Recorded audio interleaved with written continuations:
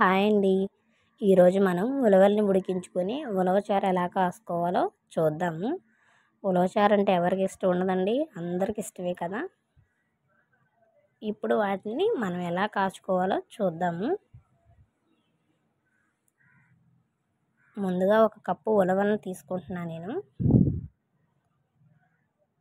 వీటిని కుక్కర్లో వేసి ఒక 2-3 సార్లు బాగా కడుక్కుందాం.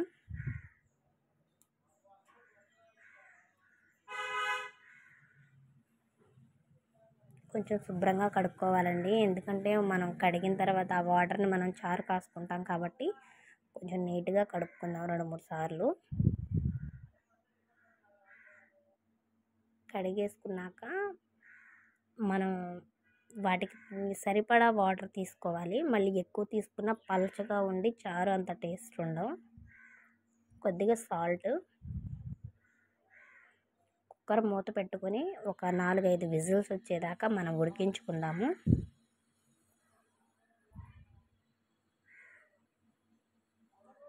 నాలుగైదు విజిల్స్ వచ్చేస్తున్నాయండి. మనకి త్వరగా కావాలనుకున్నప్పుడు ఇలా మనం పంపు కింద వాటర్ కుక్కర్ మీద వదిలితే ఆవిరి మొత్తం లోనకి దిగిపోయి కుక్కర్ మూత చాలా ఈజీగా త్వరగా వస్తుంది.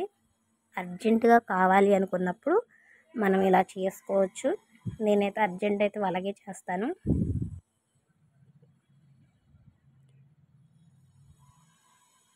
ఉడికినాయో లేదో చూద్దాము.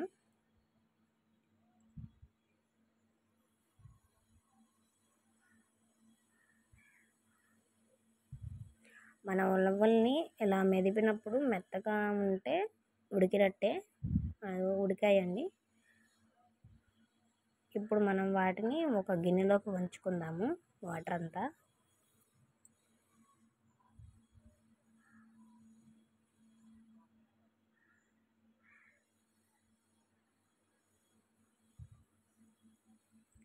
ఇలా వంచుకున్నాక ఈ ఉలవలు ఉంటాయి కదండి, ఉడికిన ఉలవల్ని కొంచెం ఒక 2-3 స్పూన్స్ ఉలవలు తీసుకుని మిక్సీ పట్టుకుందాం. ఇలా వేయటం వల్ల చారు చిక్కగా ఉంటాయి, ప్లస్ టేస్ట్ కూడా ఉంటాయి.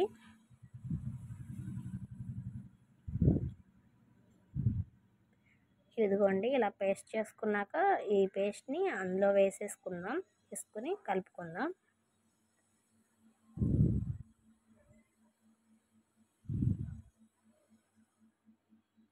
ఇలా షాపుల్లో దొరికే చారు కన్నా మేము ఇలా ఎక్కువ కాచుకుంటాము.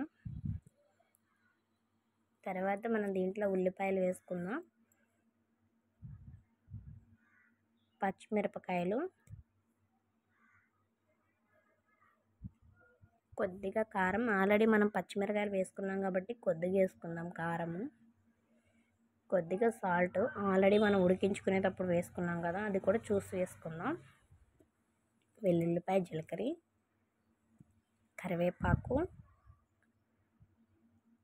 కొంచెం చింతపండు.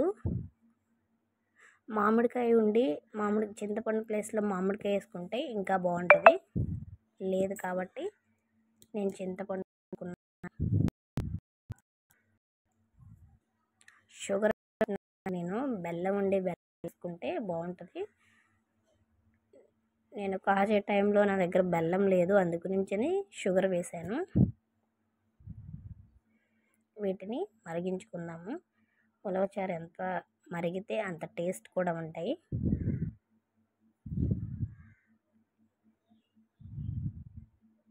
ఒక 10 మినిట్స్ కాగాలి. ఇదిగోండి, ఇలా కాగాలి.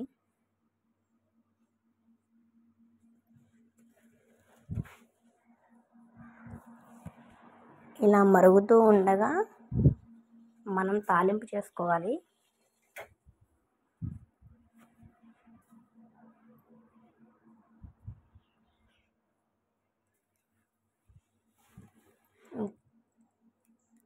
ఇలా మరుగుతున్నప్పుడు మనం తాలింపు అందులో వేసేసుకుందాం.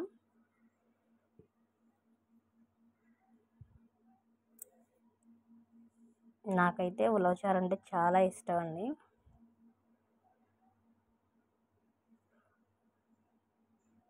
మనం పొద్దున్నే కాస్తే సాయంత్రానికి బాగుంటాయి, సాయంత్రం కాచుకుంటే పొద్దున్నే బాగుంటాయండి ఉలవచారు చాలా టేస్ట్గా వేడివేడి అన్నంలో.